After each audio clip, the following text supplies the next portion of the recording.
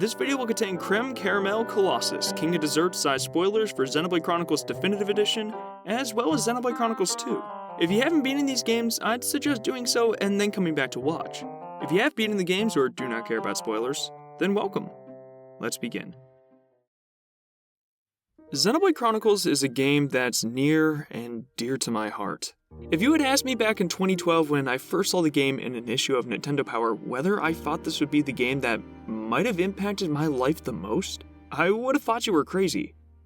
And also confused on how you got into my house. Metal Gear Solid 3 might have been the catalyst for my ongoing exploration into the world of story-rich video games, but Xenoblade Chronicles was the game that reinforced my love of these engaging narratives, teeming with lovable characters and fleshed-out worlds. It's an experience that has clung to and influenced me heavily, from altering the method I use to analyze characters and narratives, all the way to making my own Monado. I owe this game a lot. That being said, 5 years have passed since the last time I fully immersed myself into the world of the Bionis and Mechonis. With the announcement of Xenoblade Chronicles Definitive Edition back in September of 2019, I, alongside countless fans, saw a golden opportunity to revisit that world we adored so much, but with a new coat of paint, quality of life changes, and extra content found in an epilogue called Future Connected. As the world's slowest Xenoblade Chronicles player, I've finally finished the game. Although it took a bit to do so, I've also managed to gather my thoughts on what I think of the remaster and, more importantly, Xenoblade Chronicles as a whole. Does Xenoblade Chronicles stand the test of time? Did Definitive Edition manage to improve upon the previous iterations? Have my experiences with its successors affected my perception of this game? That's what we're here to discuss. Before getting started, I have 3 quick points. First, I plan on covering a variety of areas which include the gameplay, music, and the story, with Future Connected receiving its own section at the end. Next, given that Definitive Edition is in fact a remaster of the original with no story changes, you can interpret this review as one for both Definitive Edition as well as the previous versions. Finally, I want to examine Xenoblade Chronicles Definitive Edition as its own game. However, comparisons to its numbered successor, Xenoblade Chronicles 2, will be unavoidable as they reveal the progression of the series in regards to some aspects, such as gameplay and structure. With that out of the way, welcome to my review of Xenoblade Chronicles Definitive Edition. Let's dive in and see what lies beyond this boundless sky. First things first, let's talk about the gameplay and specifically the battle system. Xenoblade Chronicles' style of combat built around auto attacks, arts, and team synergy has always been appealing to me, but that level of draw can vary per title. The original title's combat is fairly good and holds up well for the most part. A wide array of arts and gems to choose from allows for high customization without getting too crazy for my personal taste. The new visuals and UI found in Definitive Edition also help to make your damage output clearer and enemy attacks better telegraphed. Additionally, the game's signature vision mechanic is a great way to carry the narrative's core themes into gameplay as well as induce hype in a player with a successful counter. When you pull out the shield art at the last second to block a talent art, the tension builds and momentum begins to swing in your favor. That right there is the peak of the original's combat. Although the core gameplay is still pretty fun, my biggest gripes come down to the way that chain attacks and auto attacks are handled. When you have 3 full bars, chain attacks can be a fantastic way to dish out heavy damage to an opponent. The problem lies in the words "can be." The continuation of chain attacks, also known as chain links, are based on chance. Now, this chance is shaped by several factors such as the affinity, tension, and skills among the present party members, as well as your performance on the button prompt. But there always exists this chance that you could wind up with a dud of a chain attack and 3 bars completely squandered. It also doesn't help that skills and affinity are tucked away within the menu, so understanding your damage threshold in the heat of battle can prove to be difficult. This design choice is a huge flaw in the combat system, and unfortunately one that is inconsistent and gives me little satisfaction. Yeah! Wave 3, baby! But did I really deserve it?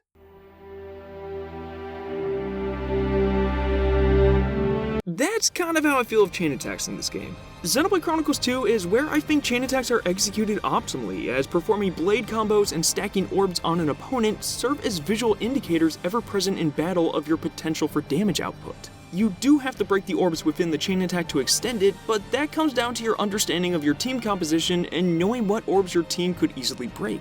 Luckily, it seems that Monolith Soft has moved away from that chance-reliant system, which I think is a good call. As for auto attacks, I know a lot of people hate Xenoblade Chronicles 2's decision to remove the ability to perform them while moving.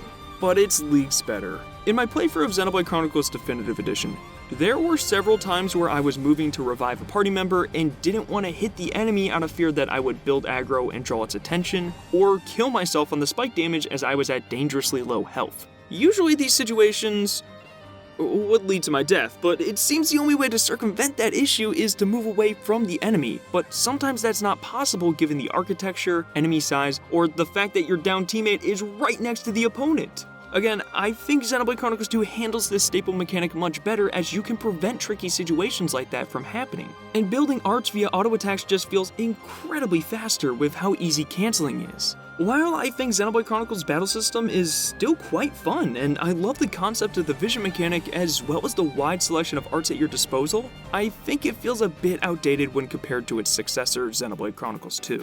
And especially Torna, good god, it's just a fighting game in disguise! Nevertheless, the battle system is only one factor when considering the gameplay, as there's another key ingredient to Xenoblade Chronicles' identity. The catalog of environments on display in the first entry have to be my favorite in the series. Colony 9 is a cozy, quaint starting area with these feelings driven home by the encasing cliffs and a mixture of nature and a sleepy town.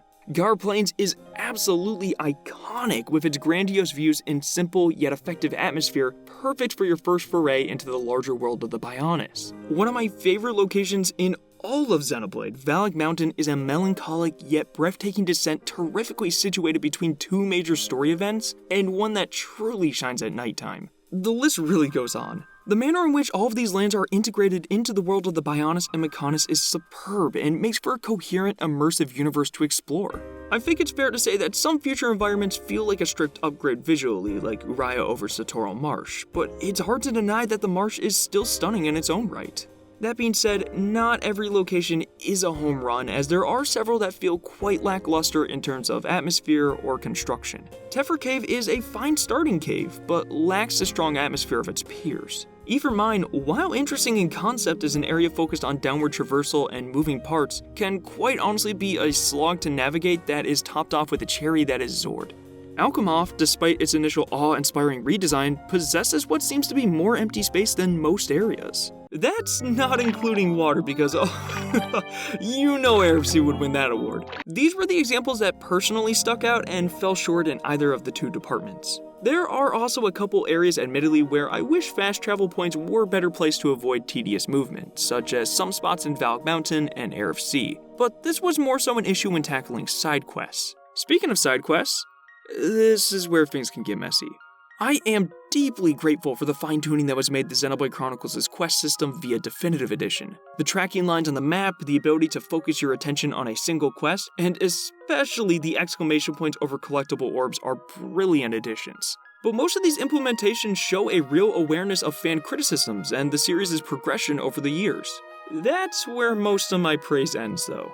To put it bluntly, a majority of Xenoblade Chronicles' side quests are rather boring and uninspired. I would have less of an issue if most of these optional quests offered different and genuinely engaging experiences, but that's not the case. Xenoblade Chronicles has 480 quests and Future Connected adds another 40, giving the entire experience of Definitive Edition a grand total of 520 quests. That is absolutely ridiculous. To put it into perspective, Xenoblade Chronicles 2 with Torna and all the other bells and whistles included has 210 quests.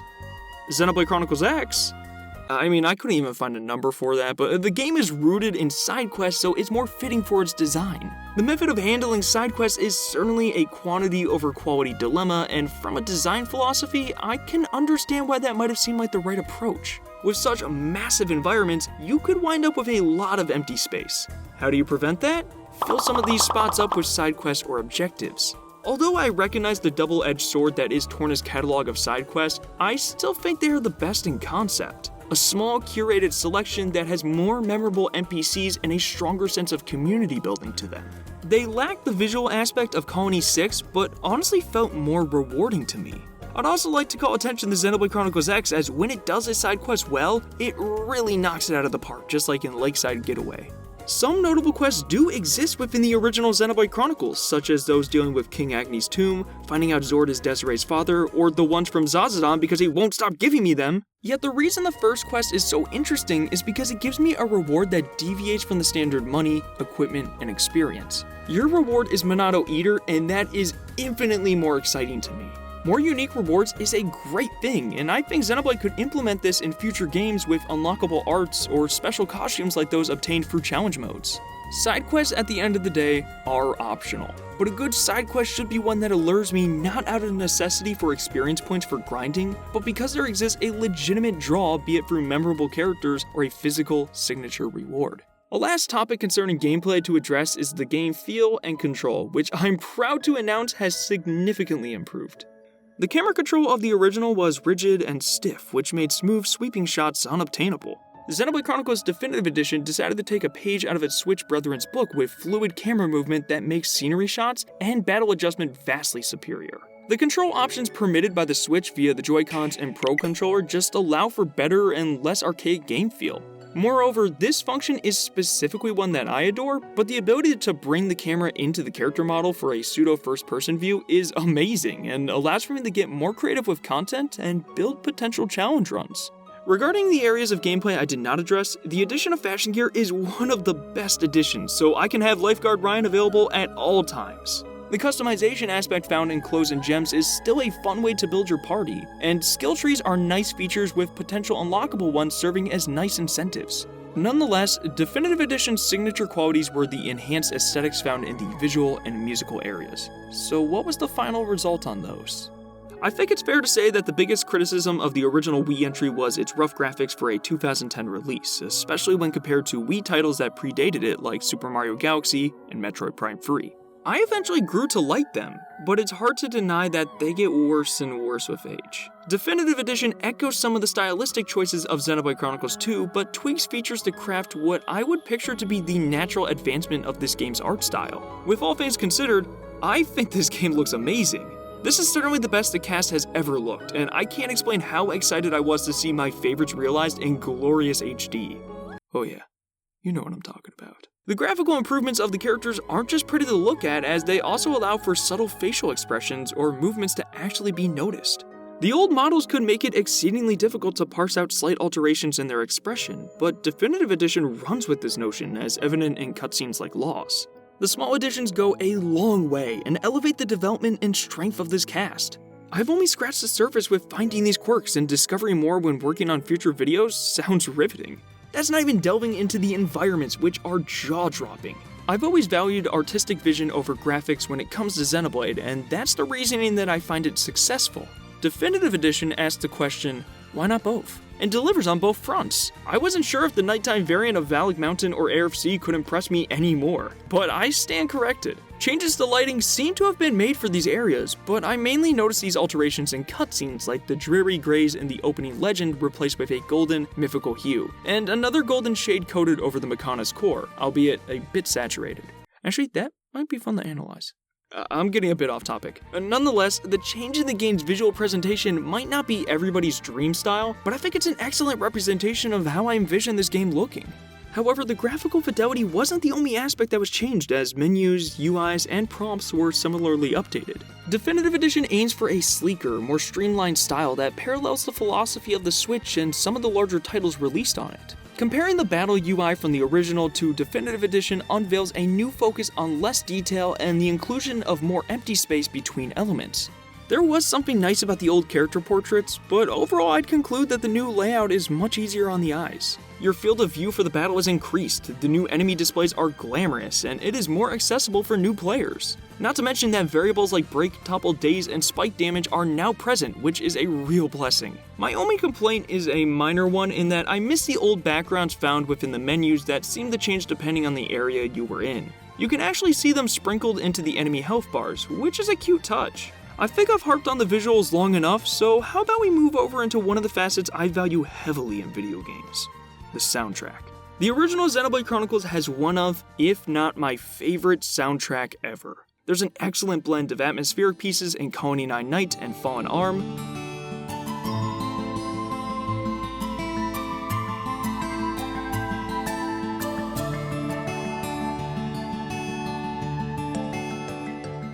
thoughtful, emotional melodies like Once We Part Ways.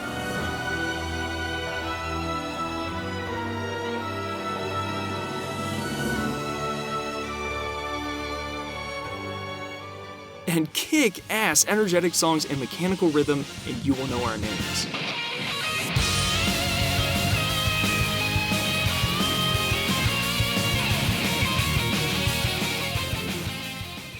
This is a personal story, but I would listen to this soundtrack on a custom CD I made almost every road trip back to my hometown during my time at college. And hearing Once We Part Ways straight into Beyond the Sky was magical.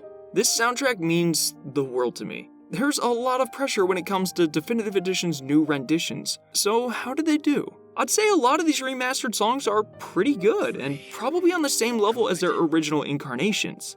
There are two songs in particular that I would say are drastic improvements and left a remarkable impression on me. First is A Tragic Decision, which has always exquisitely packed themes of direness and anguish into one tune, but this new version is wonderful, with the extra instruments later in the song and the fuller vocals that permeate through its entirety.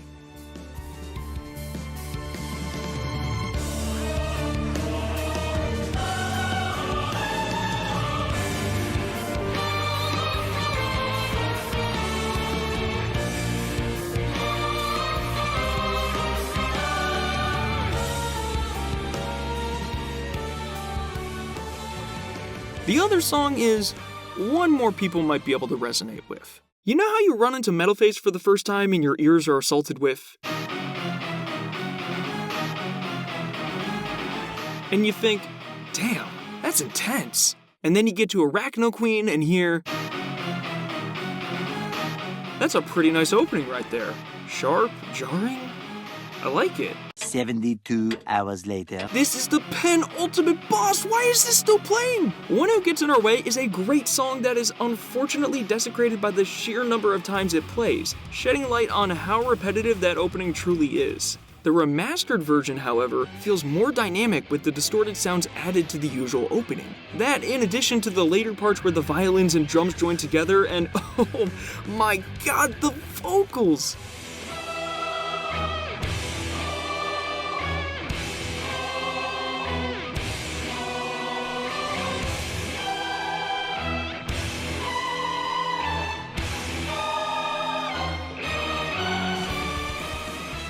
This is what I'd acknowledge as a complete upgrade. Not every song managed to hit that level of prestige though.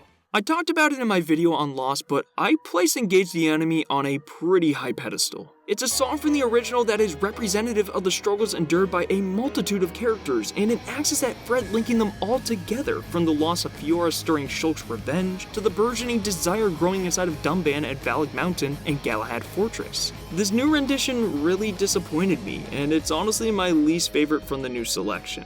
The biggest issue to me? The vocals. Let me make this clear. Hot damn does she go hard in the paint and give it 110%, I have to respect that. Yet the new vocals frequently drown out the other aspects of the song. This particular note breaks my immersion from any scene that it's in.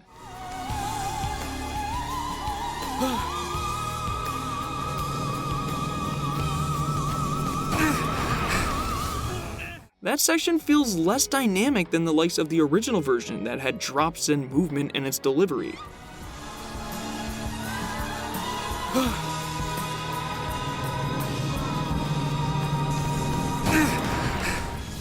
I praised the vocals in the previous ones because they complemented the pre-existing segments, leading to a more natural integration. Plus, I find that they fit the mood of those songs better than the overtly powerful ones in Engage the Enemy.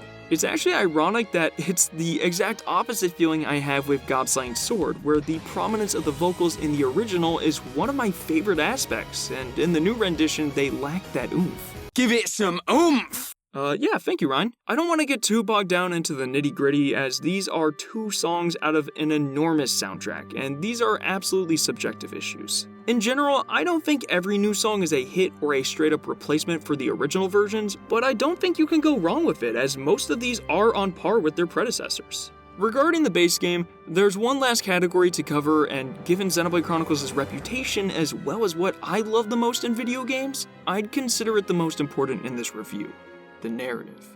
I think it might be pretty clear to you guys what I think of Xenoblade Chronicles' narrative, but even after all of these years, it's still a favorite of mine.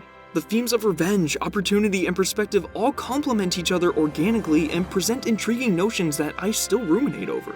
And the game's final message is something I reflect on to raise my spirits when I'm down. Take the future one day at a time, so life's little surprises still exist. Each of these themes feels developed and have an arc of their own, with revenge occupying the first half and a bit beyond that, and both opportunity and perspective stemming from that urge to enact on the party's revenge-fueled actions. These concepts are utilized in such a way that crafts engaging characters and implements pivotal story beats that captivate the player. Xenoblade Chronicles is great at the latter, as the first few hours have a momentous hook that paves the way for the overlying themes, and the game turns into a wild ride with few breaks. Despite all of the areas that Xenoblade Chronicles excels in, I do believe that it falls flat within several of the categories.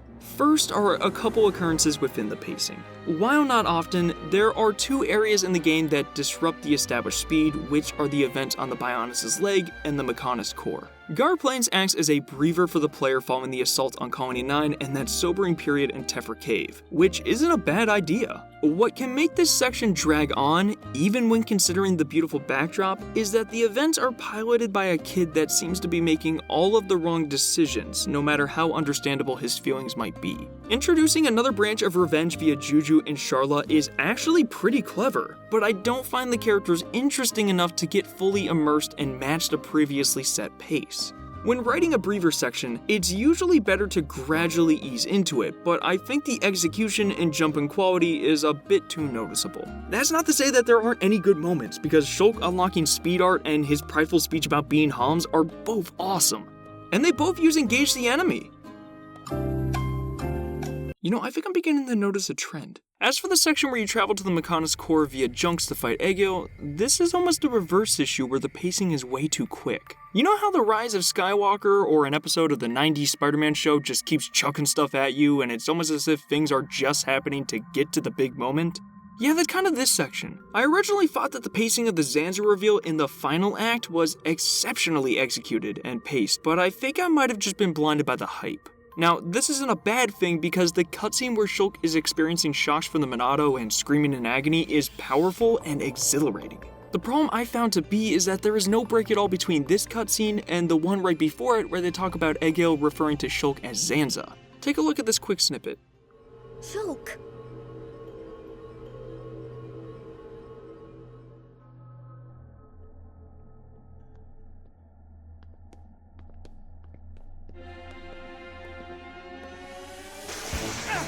This decision feels like the writers know that the big reveal at Mechonis Core is going to happen, so they need to throw as much at you as possible as a reminder so they can avoid what might appear to be a twist out of nowhere. My solution to this dilemma would be to space these cutscenes out. Start with the first cutscene as normal when landing Junks, then have the player progress a bit through the core. Before destroying the Apocrypha, you then play the second cutscene where Shulk is affected by the Monado. Finally, you destroy the Apocrypha, and instead of a Deus Ex teleporter that takes you immediately to the boss fight, you have a final path leading to Egil where the Melia Destroyer is placed.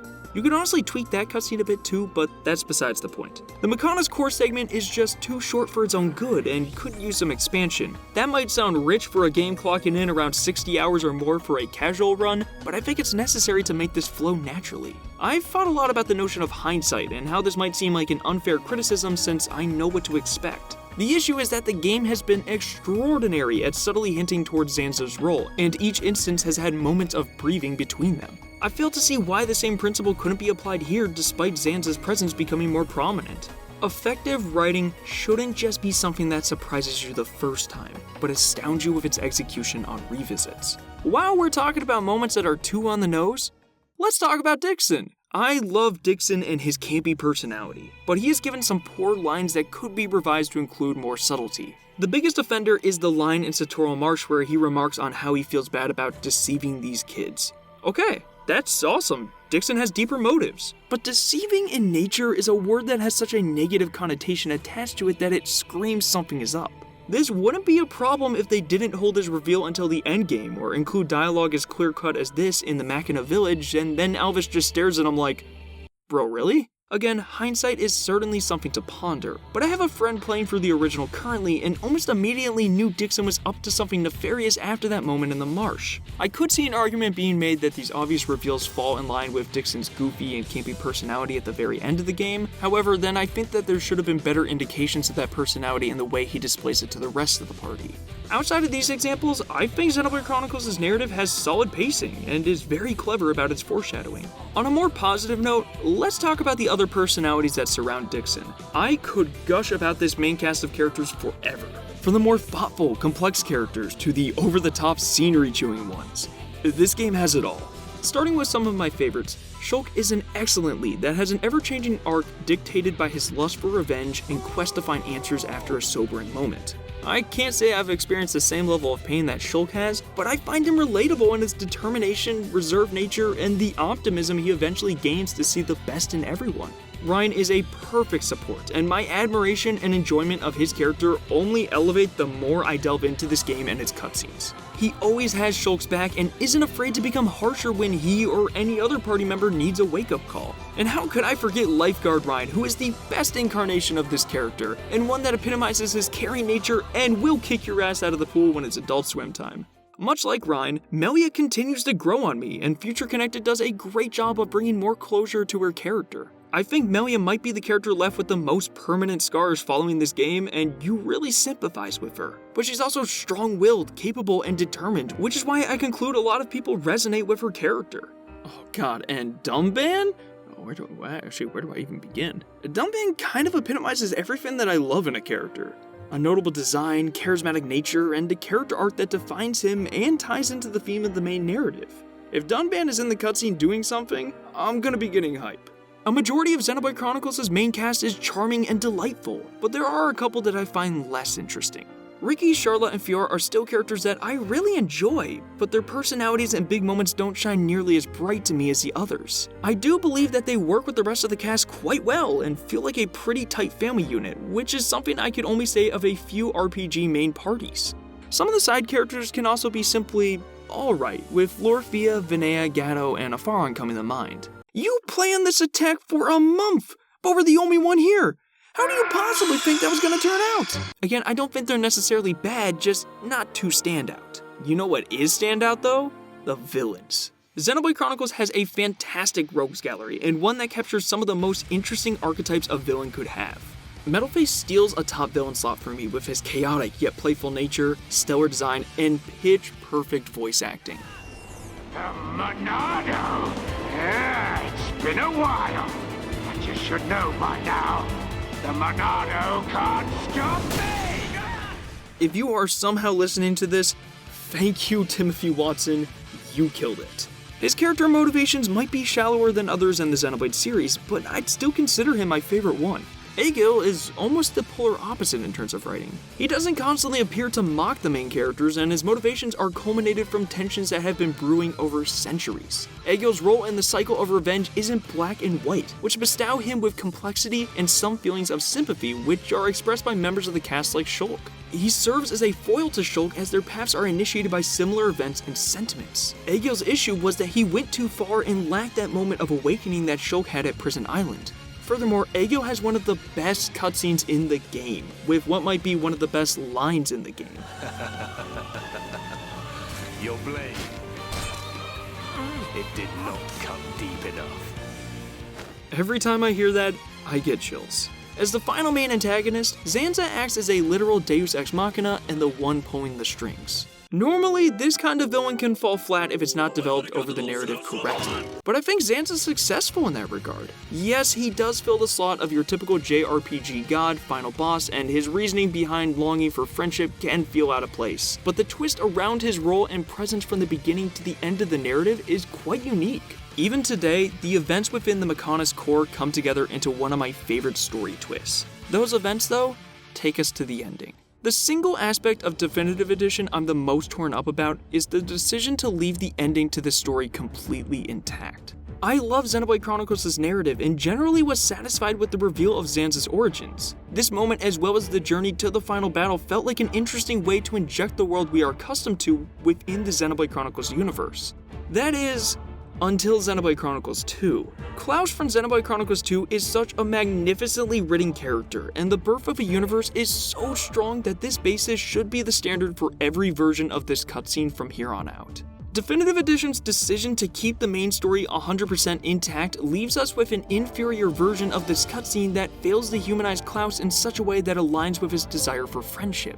Galea is also denied her realized character as well as just having a name, which is really unfortunate. I think a lot of people expected this to be the one area of the main story that might be changed, and it's kinda disappointing it wasn't. However, it's not all bad.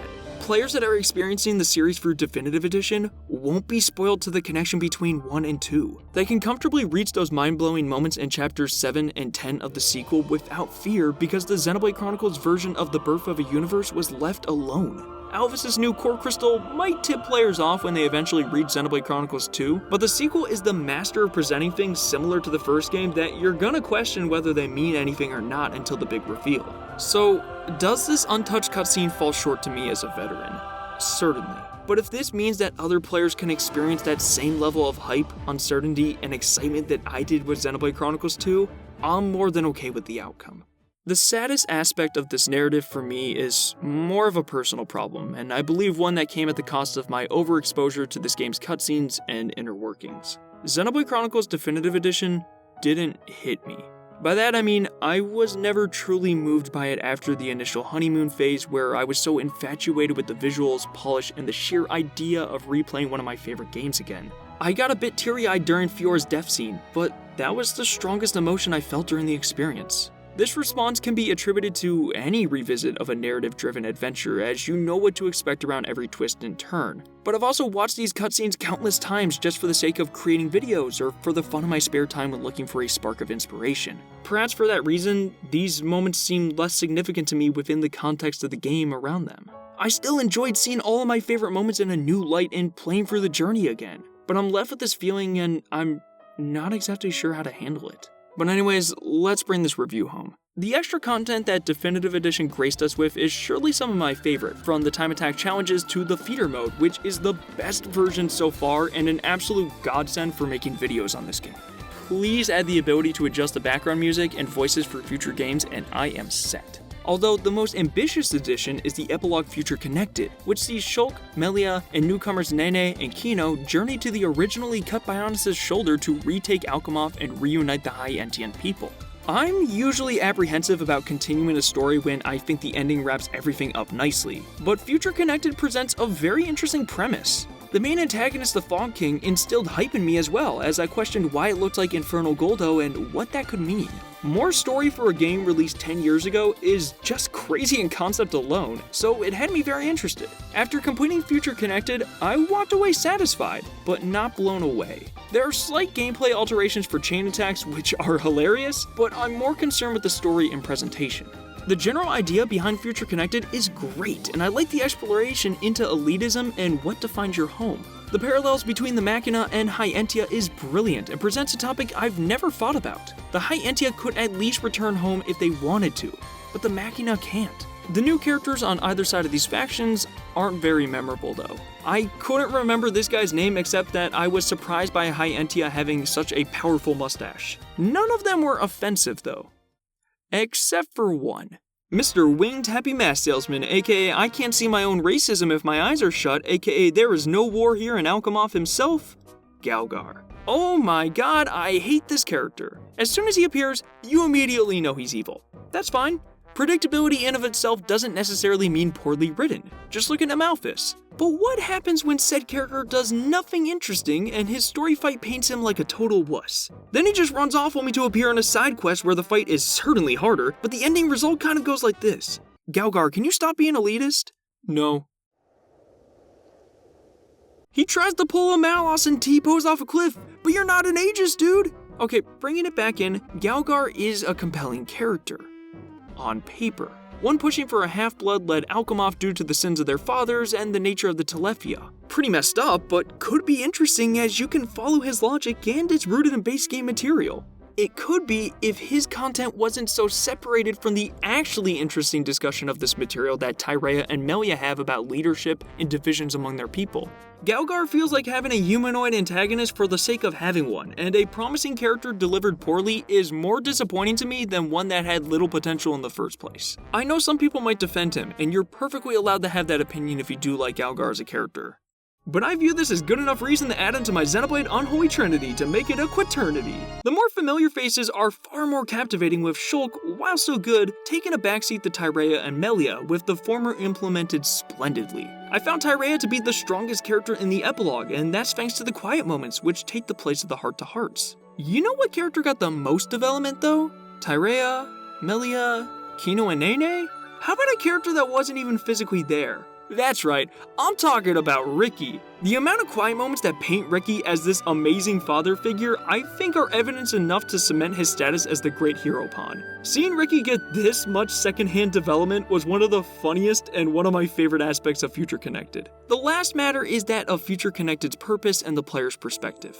I went into this hoping for some clues or perhaps a big revelation that could tease the future of the Xenoblade series. While there are visual clues in the form of the Fog King and the portals, there is so little to go off of. My conclusion is that if you go into Future Connected expecting content around the future of the franchise, you might be disappointed. However, if you go in wanting more development for Melia and the Hyentians in the form of a charming afterstory, you'll be pretty pleased with the results. My expectations were the reason I came away satisfied but not very impressed by Future Connected. This sentiment might change over time as I grow more accustomed to it, but I'll have to see what the future holds. I know it might have seemed like I was nitpicking or hating on this game with some of my criticisms, but Definitive Edition is hands down the best version of this game given its quality of life changes, beautiful new art style, and extra content. If you plan on playing this beloved RPG, this is certainly the best way to do it. However, there are still some issues I found. Dated gameplay mechanics, Future Connected being quite dry when viewed as a story that will reveal the future of the series, and some story mishaps. Those in particular would be some pacing issues near the Bionis' leg and the Mechonis core, and weird dialogue and cutscene choices that reveal too much or don't fit the topic at hand. To give Xenoblade Chronicles Definitive Edition a score is unbelievably difficult for me to do, as I don't think I can tie it down to a single number. I still love this game and owe it a lot because it's crazy to think that if I never discovered this game in that issue of Nintendo Power, I likely wouldn't be doing content on Xenoblade or just in general right now. Just know that it's replaced the original as one of my favorite games of all time and one deserving of a spot in my top 5 games of all time. If you have a Switch and would like to experience one of the best JRPGs out there and dive into the rest of the series, as I think Xenoblade 2 is also phenomenal, then I highly recommend picking this game up. But what did you guys think of Xenoblade Chronicles Definitive Edition? If you're a veteran, did it meet the hype?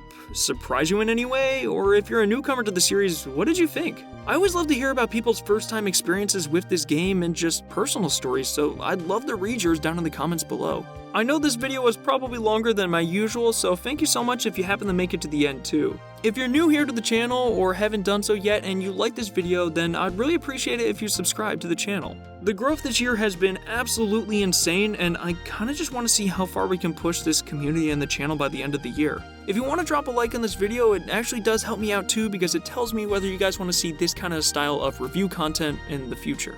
Anyways, I think that's really all I have to say for now, so thank you guys so much for all the support and watching this video, and until next time.